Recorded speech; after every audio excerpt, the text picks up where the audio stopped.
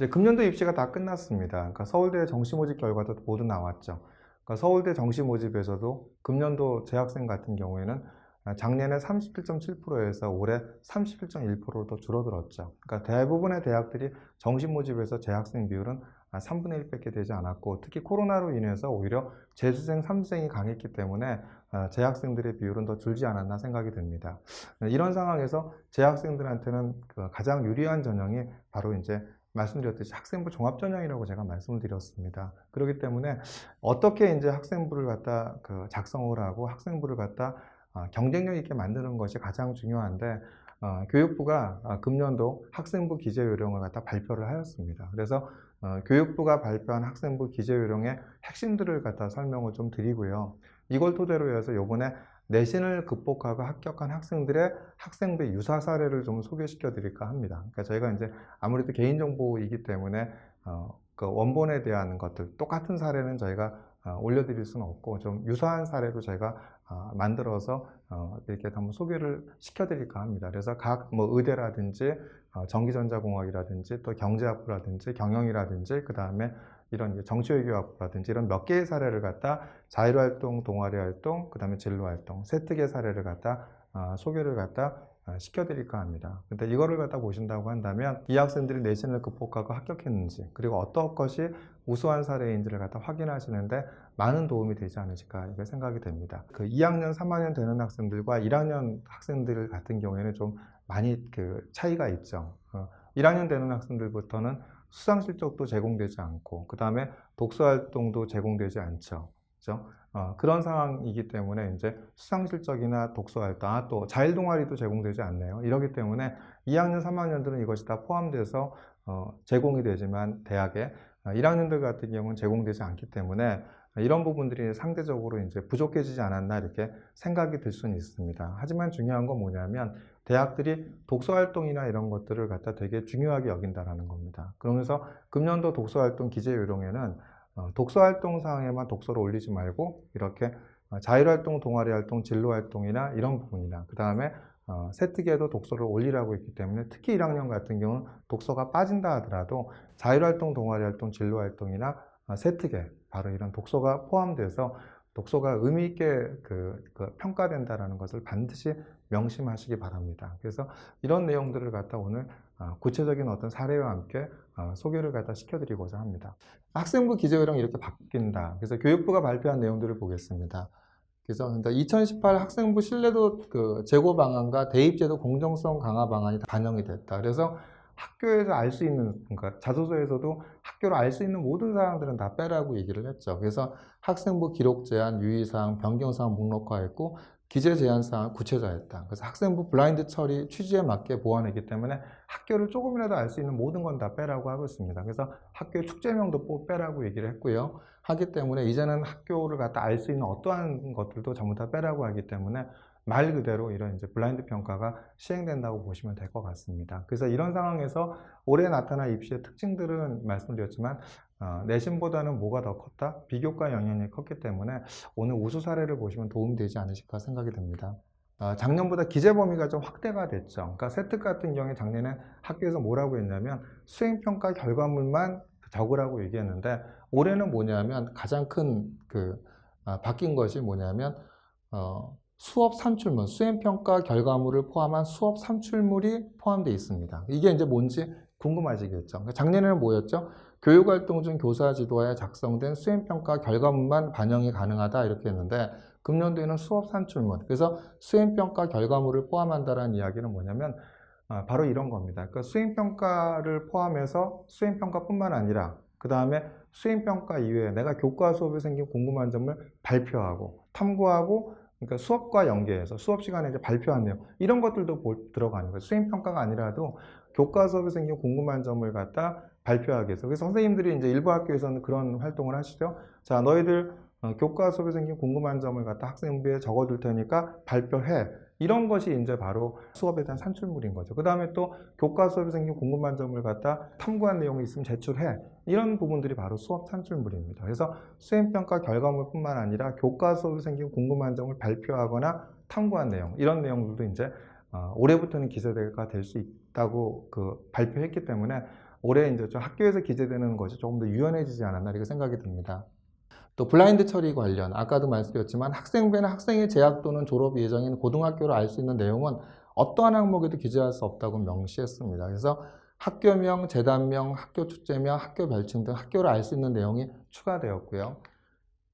그 다음에 이제 셀프 학생부 관련 학생부 기재 시 활용 가능한 자료는 학교 교육계획에 따라 실시한 교육활동 중 교사 지도하에 학생이 직접 작성한 자료로 학생부 기재 시 활용 가능한 자료는 다음 사례로 한정했습니다. 동료평가서, 자기평가서. 저희가 이제 자기평가서가 되게 중요하다고 얘기했죠. 그 다음에 수행평가 결과물을 포함한 수업 산출문. 작년에는 수행평가 결과물이었는데 이게 뭘로 바뀌었죠? 수행평가 결과물을 포함한 수업 산출물로 바뀌었죠. 그 소감문, 독후감 등 이렇게 돼 있죠. 그래서 여기에서 수업 산출문은 지난해 수행평가 결과물이 확대된 것이다. 그러니까 이런 부분들이 이제 확대됐기 때문에 학생들한테는 조금 더 이렇게 수업과 연계된 이런 자율탐구, 수업과 연계된 이런 궁금한 점을 탐구한 내용, 그 다음에 발표한 내용, 이런 것이 들어간다고 보시면 될 것 같습니다. 그 수상 경력, 다만 그 수상 경력은 지난해 거의 동일하죠. 하나씩만 올릴 수 있죠. 그런데 이제 졸업생을 포함한 2024학년도 대입부터는 상급학교 진학 시 수상 경력은 제공하지 않는다는 내용이 강조됐다. 그러니까 아까도 앞에서 서두에서 말씀드렸듯이 수상 경력은 이제 포함되어 있지 않죠. 자격증 및 그 인증도 자격증 및 인증의 경우도 지난해에 이어 자격증 및 인증 취득사항은 대입 전형 자료로 제공하지 않는 내용이 명시됐다. 그러니까 자격증에서 것이 올라가는 가지만 테스트홀 이런 게 올라가는 가지만 입시에서는 제공되지 않는다는 거 명심하시기 바랍니다. 창의적 체험활동 상황에는 지난해와 같이 실적은 한 개 영역에 입력했고 다른 영역에 중복해 입력하지 않은 내용이 추가되었다. 그래서 창의적 체험활동 상황의 특기사항, 활동 내용, 활동 실적, 진보의 정도, 그 다음에 행동의 변화 등을 종합하여 학생의 개별적 특성이 드러나도록 입력한다. 제일 중요한 게 뭐냐면 학생의 개별적 특성입니다. 그러니까 같이 한 건 중요한 게 아니고요. 같이 할 때 이 학생의 역할은 뭐였는지. 그래서 이 학생이 스스로 내가 학습한 내용은 뭐예요? 이게 중요한 겁니다. 자율활동, 동아리, 진로활동의 특기사항 모든 학생을 대상으로 입력한다. 일부만 적어주고 일부는 안 적어주고 성적이 이게 아니라 모든 학생을 대상으로 적어주라는 거죠. 졸업생을 포함한 2024학년도 대입부터 상급학교 진학 시 개인 봉사활동 실적이나 자율동아리 실적, 그 다음에 학교 교육계획에 의한 정규교육과정 이외에 청소년 단체 활동은 제공하지 않은 내용이 추가되었다. 그러니까 자율동아리 안 올라가죠. 개인 봉사활동도 안 올라가죠. 그죠? 그 다음에 이제 자율활동의 특기사항은 활동 결과에 대한 평가보다는 활동 과정에 드러나는 개별적인 행동 특성, 참여도, 협력도, 활동 실적 등을 평가하고 상담 기록 등의 관련 자료를 참고하여 실제적인 역할과 활동 위주로 입력한다. 동아리 활동도 동아리 활동의 영역은 자기평가, 학생상호평가, 교사 관찰 등 방법으로 평가하여 참여도, 협력도, 열성도, 그다음 특별한 활동 실적 등을 참고하여 실제적인 활동과 역할 위주로 입력한다.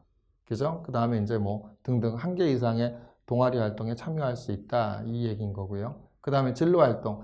진로활동 영역의 특기사항란에는 다음과 같은 사항을 참고하여 실제적인 활동과 역할 위주로 입력한다. 그 다음 특기나 진로 희망과 관련된 학생의 자질, 학생이 수행한 노력과 활동, 학생의 특기 진로를 돕기 위해 학교와 학생이 수행한 활동과 결과, 그 다음 학생의 학부모 진로 상담한 결과, 그 다음 학생의 활동 참여도, 활동 의욕, 태도의 변화 등 진로 활동과 관련된 사항, 이런 부분이 있죠. 근데 이제 학생이 수행한 노력과 활동을 갖다 이제 그 학생의 진로를 돕기 위해 그 학생의 특기 진로 희망과 연관돼서 학생이 수행한 노력과 활동을 적을 수 있다고 되어 있습니다. 그래서 이러한 부분들이 이제 되기 때문에 이 부분들을 갖다 학교랑 선생님과 충분히 협의를 하셔갖고 한다고 한다면 학생이 노력한 진로 활동들에 대한 부분들은 반드시 들어갈 수 있다는 걸 명시하시고 여기에 학생의 진로와 관련된 독서를 했다는 꼬리물기 독서라든지 이런 내용들이 충분히 가능하지 않았나 생각이 듭니다. 그러니까 개별적인 특성이 뭔지에 대해서 학부모님들이 굉장히 많이 궁금하실 건데요. 예를 들면 이런 겁니다.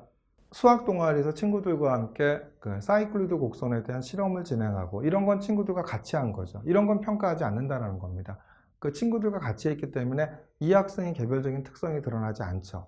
그래서 이 학생은 여기서 뭘 했냐면 사이클루드 곡선에 대한 그 실험을 진행하면서 사이클루드 곡선이 갖고 있는 등식 곡선과 최단강하 곡선의 원리에 대한 궁금증이 생겼죠. 궁금증이 생겨 내가 스튜어트의 미분적분학 책을 읽고 이걸 바탕으로 등시 곡선과 최단 강화 곡선의 원리를 갖다 증명해 보면서 이걸 동아리 내에서 발표하고, 이거는 뭐죠? 아까 친구들과 함께 그 사이클로 곡선의 최단 강화 곡선과 등시 곡선 성질에 대한 부분을 갖다 이렇게 실험을 진행한 것, 그 실험을 갖다 보여준 건 친구들과 함께 한 거죠. 이런 부분들에 대한 것은 의미 있는 평가를 하지 않겠다라는 거. 이걸 적어주기보다는 뭐라는 거냐면 이 학생의 개별적인 특성. 그래서 이 학생은 뭐냐면 등시 곡선과 최단 강화 곡선의 원리에 관심이 생겨서 스튜어트의 책을 읽고 그 다음에 이 학생이 등시 곡선과 최단 강화 곡선의 원리에 대해서 증명해 봤다. 이런 부분의 개별적인 특성이 나타나게끔 적어주라는 것이 이제 교육부의 지침이기도 합니다. 그래서 반드시 이런 개별적인 특성은 가장 대학들한테 우수하게 평가를 받으려면 뭐가 나타나야 되죠? 봤어? 학생들의 학업적 역량이 나타나야죠. 학생들의 학업적 역량이 나타나는 개별적인 특성을 나타내신다고 한다면 이런 부분들이 의미 있게 평가를 받지 않을까 생각이 듭니다. 세분념 및 특기사항도 이제 이런 얘기를 하죠. 교과학습 발달 사항의 세분념 및 특기사항이 오면 입력 불가함의 지난해 마찬가지 열거가 되었다. 그죠? 교내대회 참여 사실과 그 성적 및 수상 실적도 적을 수 없다고 다시 한번 강조했고요. 그 다음에 이제 그 교과별 성취 기준에 따른 성취의 특성 및 학습활동 참여도, 자기주도적 학습에 의한 변화와 성적 정도를 중심으로 기재했고, 그 다음에 정규 교육 과정의 교과 성취 기준에 따라 수업증 연구 보고서, 그 작성이 가능한 과목은 특기할 만한 사항이 있는 과목 및 학생에 대한 연구 보고서, 실적을 제외하고 세분명의 특기 사항을 기재할 수 있다고 했죠. 연구 보고서 소논문 작성 가능 과목은 수학과제 탐구, 사회문제 탐구, 융합과학 탐구, 과학과제 연구, 사회과제 연구는 작성할 수 있다, 이렇게 얘기를 했죠. 그러면서 이제 뭐가 있냐면 개인별 세분명의 특기사항이라고 있습니다. 그죠? 개인별 세분명 특기사항에 대해서 어떤 학교는 적어주는 학교가 있고 어떤 학교는 안 된다고 하는 학교도 있는데, 이제 이런 부분들에 대한 것을 좀 명확히 했죠. 개인별 세분명 특기사항은 교과학습 발달사 과목별 세분명 특기사항 맨 밑에 담임선생님이 적어주는 것이 개인별 세분명 특기사항입니다. 개인별 특기사항은 뭐냐면 바로 이런 내용이 있죠. 보면 학교의 학습 경험, 인정에 따른 과목이 있어. 당해 학교 관련 과목이 개설되어 있지 않는 경우나 수업량 유연화에 따른 학교 자율적 교육활동, 특정 과목의 세분명 및 특기사항으로 한정하기 어려운 경우에는 개인별 세분명 특기사항을 적어줄 수 있다, 이렇게 얘기했습니다. 그래서 이런 부분들이 이제 학생부에 대한 부분이 축소되는 부분이 있지만 이런 개인별 세분명 특기사항을 갖다 활용을 하신다고 한다면 충분히 이게 부족해지는 것만큼 채우기에는 좋은 항목이 아닌가 생각이 듭니다. 학교생활기록부 작성 유의사항, 학교생활기록부 작성 시 유의사항 기재금지사항은 일체와 함께 K무크, 무크, 코스웨어도 적을 수 없다고 했다. 이제 작년에도 K무크는 적을 수 없다고 그랬죠. 올해 들어간 게 이제 무크, 코스웨어라는 표현이 있죠. 그 다음에 이제 학교의 승인을 받지 않은 자율탐구 활동에 대한 보고서, 이런 것들은 기재할 수 없다. 그래서 학교에서 이제 그 승인을 받은 이런 이제 탐구 활동만 적을 수 있다고 했죠. 그 다음에 졸업생을 포함한 2024학년도 대입부터 상급학교 진학 시 영재 발병 교육 실정은 제공하지 않는 점 분명히 했죠. 그런데 이제 이걸 보시면은 K무크나 코스웨어 이런 부분들을 갖다 적지 말라고 했는데, 대학들은 서울대학교가 발표한 학생부 종합전 안내서에서 보면 뭐가 있었죠? 밑에 보시면 저의 이런 경험처럼 스스로 관심은 있지만 학교에서는 배울 수 없는 과목이 있다면 공동교육과정이나 K무크 등에서 이를 찾아 들어보면 추천합니다. 대학들은 이렇게 이제 뭘 하죠? 무크 강의나 이렇게 들은 것에 대한 것을 선호를 하고 있죠. 학습한 부분들. 그러니까 자소서엔 쓸 수 있습니다. 하지만 이제 학생부엔 쓸 수가 없죠. 그래서 이제 K무크나 이렇게 뭐 코스웨어나 무크라는 단어를 쓰지 마시고, 내가 뭐냐면 뭐 면역학 강의를 듣고 면역학 인터넷 강의를 듣고 이런 식으로 이제 쓰신다고 한다면, 면역학이나 이런 부분이 다 심화된 과정이기 때문에 충분히 이런 부분들이 대학이 원하는 것과 교육부에서 하는 지침을 갖다 어기지 않으면서도 나타낼 수 있는 방향이 아닌가 생각이 듭니다. 이렇게 중앙대에서도 뭐죠?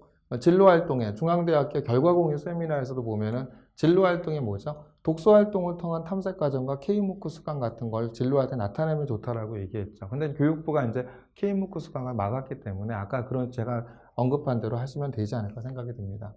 독서활동 상황을 보겠습니다. 자, 독서활동 상황은 독서기록장, 그 다음에 이제 독서 포트폴리오, 독서교육 종합지원 시스템의 증빙자료를 근거로 입력하거나 전체 학년 동안 동일한 책을 독서활동에서 중복해 입력하지 않는다. 그러니까 두 군데 입력하지 말고 독서활동 상황에도 입력하고 여기도 입력하지, 세특이나 창체에 중복해서 입력하지 말라고 하는 거죠. 그러니까 한쪽에 넣었으면 한쪽엔 빼라는 얘기고요. 다만 원서와 한국어 번역본을 모두 읽은 경우 중복해 입력하지 않는다는 점과 졸업생 포함 2024학년도 대입부터 상급학교 진학 시 독서활동 상황을 제공하지 않는다는 점이 추가되었다. 아까 말씀드렸죠. 근데 이제 대학들은 뭐라고 하죠? 이렇게 예비서울대 학생은 독서는 기본입니다. 독서는 모든 공부의 기초가 되며 대학생활의 기본 소양입니다. 어디서 책을 찾을까요? 수업 안에서 답을 얻을 수 있습니다. 교과와 관련된 인문학, 사회과학, 자연과학, 철학공학 분야 도서를 수업 활동 중 선생님이 추천해 줄 수도 있고 토론활동, 주제탐구활동 관련 도서를 만날 수 있습니다. 어떤 책일까? 여러분의 선택입니다. 더 알고 싶은 분야의 전문서적을 찾아 읽을 수도 있고 호기심으로 책을 선택할 수도 있을 것입니다. 책을 읽다가 생긴 궁금증으로 또 다른 책을 선택하기도 합니다. 이게 바로 뭐죠? 예비서울대 학생은 독서는 기본입니다. 서울대학교에서 이렇게 하라는 거죠. 그러니까 수업과 연계된 독서, 1학년들이 독서 활동이 빠진다 하더라도 독서를 갖다 무시하면 안 된다라는 거예요. 독서를 소홀히 하면 안 된다라는 거죠. 그러니까 수업에 대한 궁금증을 찾아보기 위한 독서, 자율활동이나 동아리활동, 진로활동을 심학습적인 독서는 반드시 창체활동이나 세특에 독서를 갖다 기재하는 것이 유리하다고 보시면 될 것 같습니다. 연대 학생부 종합전형 안내서에 보면 독서활동을 통해 다양한 영역에서 지식과 문화적 소양을 쌓았는가가 중요한 어떤 평가 항목으로 들어가 있죠. 그 다음에 아까 중앙대학교의 결과공유 세미나를 보더라도 어떻게 나타내라고 하죠? 저렇게 수업활동, 수행평가, 보고서, 토론조사, 탐구와 창체, 자율활동, 동아리활동, 진로활동을 전부 다 뭘로 연결하? 독서활동과 연계하라고 되어 있습니다. 그렇기 때문에 이만큼 독서가 바로 이렇게 세특, 창체나 세특에 반드시 녹여져 있는 것이 유리하다는 것을 나타내는 대학에 대한 자료이겠죠. 지금부터는 합격한 학생부의 유사 사례를 갖다 한번 소개를 시켜드릴까 합니다. 자율활동, 전기전자공학부입니다. 도서주제 탐구 프로젝트 활동으로 평소 관심을 가진 바이오메디컬 엔지니어링 분야를 활동 소재로 선정함, 최근 생체 정보가 사용된 대표적 사례와 생체 정보의 측정, 활용 방안에 대해서 탐구를 계획함, 이를 위해 의공학에 대한 이해를 높이고자 도서, 바이오메디컬 엔지니어를 위한 생체 신호 측정 실습을 읽으며 주요 생체 신호와 해당 생체 신호를 어떻게 측정하여 데이터로서 수집하고 DB화하는지에 대해서 학습하고 바이오메디컬 분야의 이미지 분석의 중요함을 인지하여 파이썬으로 배우는 영상 처리를 찾아 학습하는 노력을 보임. 이를 바탕으로 환자의 함부를 촬영한 이미지에 대해 수평 수집 방향 경계선을 검출하는 소벨 필터를 미분의 원리에 기반해 해석하고 파이썬으로 구현해 영상 경계선 추출 기법의 원리와 적용 방안이라는 프로젝트를 완성도 있게 수행함. 전기전자공학부에 들어간 스카이 합격한 학생의 유사 사례입니다. 자율활동에. 그래서 내신을 극복하고 합격한 학생들에 대한 부분들은 다 이렇게 학생부에 대한 깊이가 있죠. 근데 그런 부분에 뭐가 있죠? 다 이렇게 바로 자율활동에 아까 제가 얘기한 것처럼 도서들이 다 들어가 있죠. 이제 동아리 활동의 기계공학과를 보겠습니다. 교과와 연계된 공학 분야에 대한 심화학습을 위해 온라인 강의 수강 동아리를 만들어 활동함, 다변수 미적분학 강의를 들으며 파동의 시간, 크기 등에 대한 다변수 함수를 해석하고 그 변화를 편도함수로 분석함, 또한 다르브 적분으로 정의된 이중 적분 결과가 두 변수에 대한 적분 순서와 무관함을 푸비니 정리로 보임, 파동의 삼각함수가 단진동 표현식으로도 활용된다는 점에 착안해 이에 대한 후속 탐구를 이어가며 단진동 운동 미분방정식의 근을 구하는 과정에 학습함. 이어 그 해법을 각종 댐핑 등 감세의 세 가지 양상을 기술하는 데 적용함. 다른 한편은 델 연산자에 대한 수학적, 기하학적 이해를 바탕으로 맥스웰 방정식으로 기술된 전자기 물리 현상을 엄밀히 이해함. 탐구 중 벡터의 외적이 행렬식으로 표현된다는 점에 흥미를 느끼고 응용이 보이는 성형대수학을 학습하며 가우스-오고법, QR 분해 등을 응용해 행렬식으로 표현된 방정식에 대한 벡터의 도출법을 일반화함. 탐구한 내용을 실제로 프로그래밍 언어로 구현해 보기 위해서 공학 모델링을 위한 파이썬 프로그래밍을 읽으며 이해한 선형 시스템과 미분 방정식 정보를 매겨 변수로 받아 그에 대한 해를 리턴하는 파이썬 함수를 직접 구현함. 어떻죠? 저렇게 K무크나 이런 내용은 들어가 있지 않아도 뭐가 있죠? 다변수 미적분학 강의를 듣고 응용이 보이는 성형대에서 학습하며 공학 모델링과 파이썬 프로그램 읽으며 도서와 이런 강의에 대한 내용들이 들어가 있죠. 그래서 충분히 이렇게 K무크란 말을 안 쓴다 하더라도 이렇게 들어감으로 해서 우수한 사례를 나타낼 수 있는 사례겠죠. 그러면서 다변수 미적분학 강의를 들으니까 거기에 푸비니 정리라든지 이렇게 깊이 있게 학습한 과정이 나타나 있기 때문에 다 내신을 극복하고 합격한 사례가 아닌가 생각이 듭니다.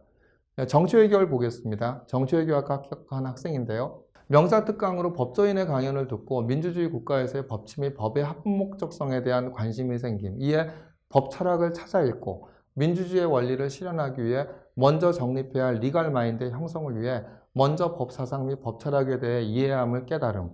그 과정에서 우리의 정치 형태가 올바른 실질적 법치주의를 보장해 줄 수 있는 입헌 민주주의 체제를 제대로 작동시키고 있는지에 대한 궁금증이 생김. 이에 민주정치와 시민교육을 읽고 민주정치에 있어서 필수적인 존재인 시민권의 보장을 위해 탄생한 헌법의 원리와 구조를 이해함. 이에 근거하여 우리의 9차 개헌 헌법은 세부적 내용에는 이견이 있지만 시민권 보장이라는 민주주의의 취지에 부합한다는 의견을 정립함. 더불어 대의민주주의 국가에서 정치가가 가져야 할 원칙과 민주주의 국가의 운영에 대해 고찰하고자 도서 푸코의 정치윤리, 논문 한나 아렌트의 정치적 인민의 정체성과 연대성을 참고하여 입헌 민주주의 실현을 위한 정치윤리에 대한 고찰을 주제로 보고서를 작성함. 어떻죠? 도서. 그래서 읽고 공부한 과정이 깊게 나타나 있죠. 요번에 이제 진로활동 전기전자공학과 한 번 더 보겠습니다.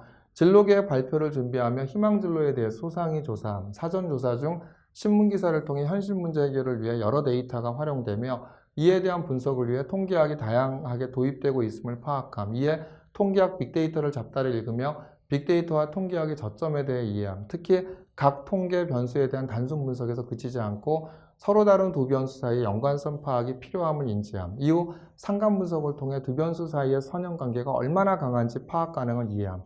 통계학에 대한 이해도를 높이면서 통계적 분석을 기반으로 인간의 삶을 이롭게 하는 서비스를 개발하겠다는 각오를 다짐.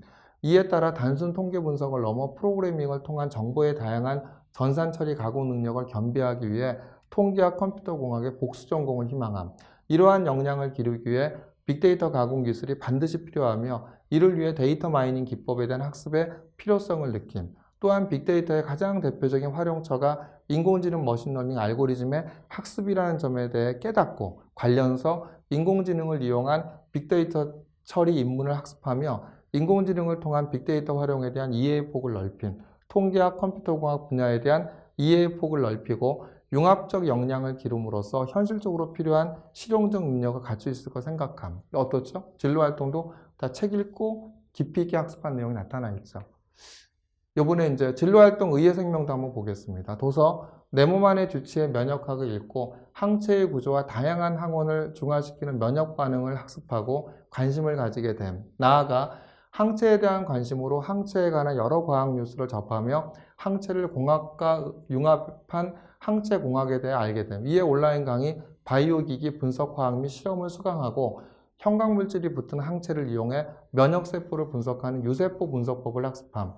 면역세포 세포막에 발현한 고유의 표지인 분화 클러스터를 형광물질로 레이블링한 항체를 활용해 검출 및 분리해낼 수 있음을 알게 됨.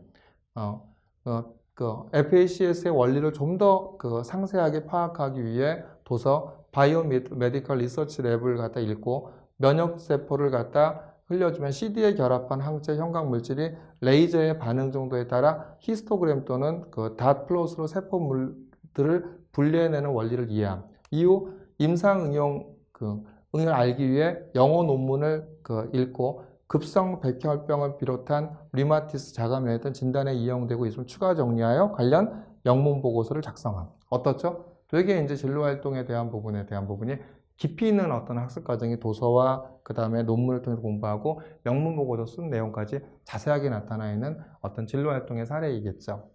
과목별 세특은 어떨까? 이제 수학을 한번 보면은요, 다항함수와 초월함수를 합성한 함수의 미분계수를 구하는 기출문제에 대한 추가 의문 해결을 위해 도서 미분적분학을 학습하며 합성함수의 미분계수가 각 함수의 특정점에 대한 근사 일차함수의 기울기곱과 같음을 증명을 통해 이해함. 상강함수의 덧셈 정리에 대한 흥미를 느끼고 기사 검색을 통해 이것이 무선통신에서 활용될 수 있음을 인지하는 등 생활 속 수학 활용 사례를 탐구하는 것을 즐기는 학생임.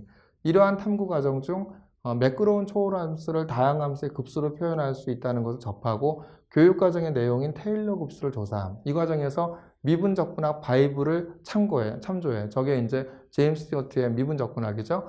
학습하면서 접선의 방정식인 1차 함수를 이용한 선형 근사부터 근사다항식의 차수를 높여가며 미분계수를 계산하는 과정에서 근사다항식과 함수의 차이가 줄어드는 것을 알게 됨. 이후 파이썬 프로그램을 통해서 맥클로린 급수를 구현하여 시뮬레이션 해보면서 이를 직접 확인함. 수업 내용에 대한 심화 학습 습관이 잘 형성돼 있음. 어떠죠? 되게 깊죠? 다 대학의 미분적 분학 책 읽고 공부했던 내용이 나타나 있는 세특인 거죠.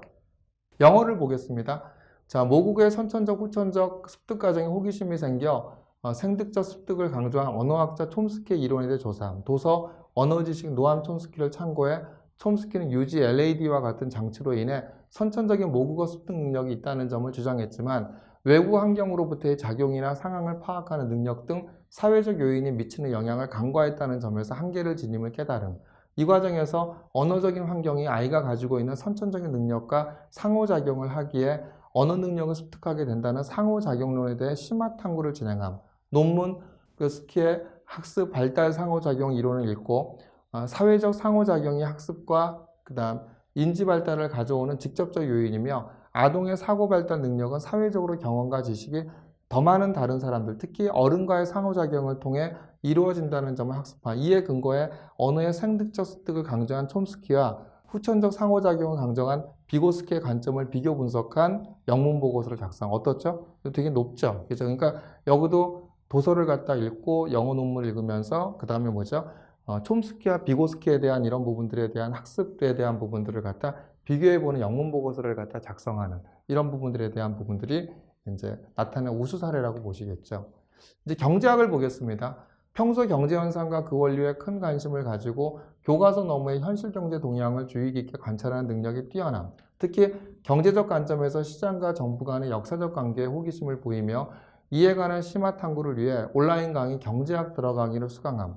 이 과정을 통해 현실에서 쉽게 접할 수 있는 최저임금 제도가 대표적인 정부의 시장 개입 사례임을 확인하고 근본적으로 왜 정부의 시장 개입이 필요한지에 대해 관한 의문을 제기함. 도서 시장인가 정부인가를 읽고 학습하며 보이지 않는 손을 강조한 애담 스미스의 자유주의 사상이 공급량을 지나치게 상승시켜 1929년 세계 대공황으로 이어졌음을 확인함. 또한 20세기 중반 세계를 지배한 케인즈 경제학의 담론을 이해하기 위해 케인즈 앤 하이에크를 갖다 참고하였으며 정부의 적극적인 시장 개입을 주장한 수정자본주의 또한 완벽한 이론이 아님을 파악함.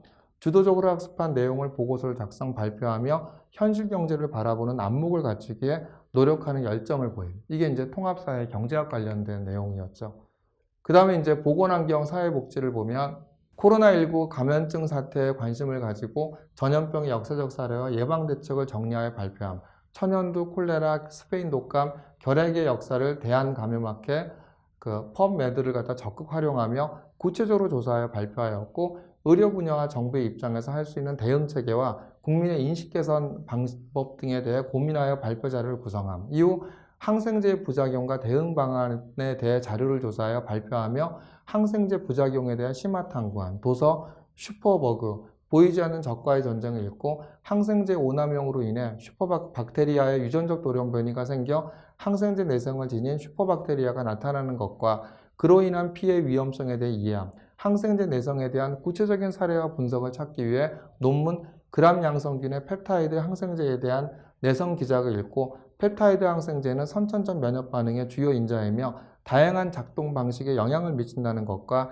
이러한 펩타이드 항생제에 대한 내성 기작이 특정 펩타이드의 기질 특이성을 요구하지 않는 보편적 작용 방식이라는 것을 깨달음. 지금까지 이게 이제 바로 개인별 세특에 대한 바로 이제 내용이었죠.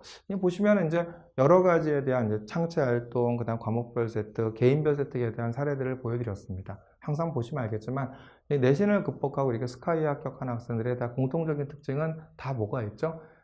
심화된 도서 있고 심화된 학습 자료를 토대로 공부한 내용이 포함되어 있다라고 말씀을 드렸습니다. 그래서 계속 말씀드렸지만 학생부 종합전은 활동이 아닌 학습입니다. 그래서 도서를 통해 공부하는 내용, 특히 1학년 같은 경우는 독서활동이 안 들어간다고 해서 독서활동을 소홀히 해서 이런 세특이나 창체활동에 독서를 넣지 않는다면 굉장히 불이익을 받을 수 있다는 걸 명심하시고 반드시 독서와 이런 학습자료를 통해서 강의한 내용을 학생부에 잘 반영시키는 것이 바로 학생부 종합전형에서 성공하는 길이 아닌가 생각이 듭니다.